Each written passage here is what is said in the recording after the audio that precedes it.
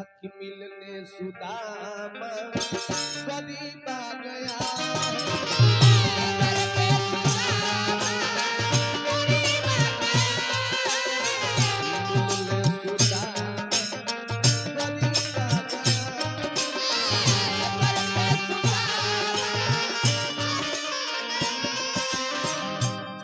सुदामा जी चलने ले बाड़े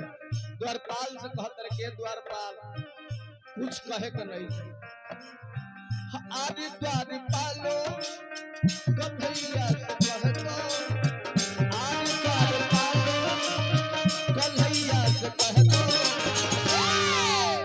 हक मिलने सुदामा करीब आ गया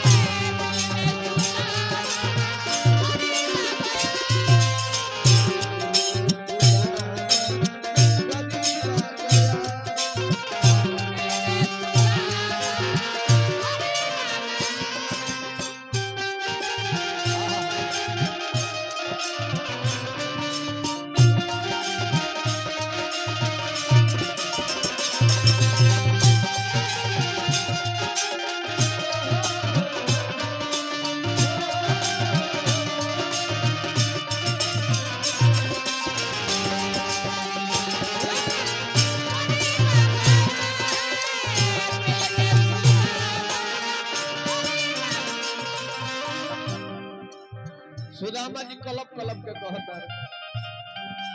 हे मनीषा कैसे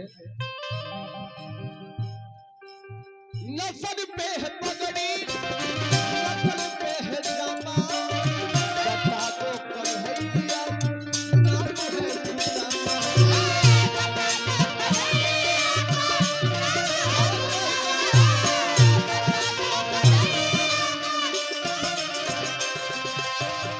द्वारपाल खेदरा तारे बिलखा तारे नसर पे है पगड़ी नसर पे है जामा बता दो कन्हैया नाम है सुदामा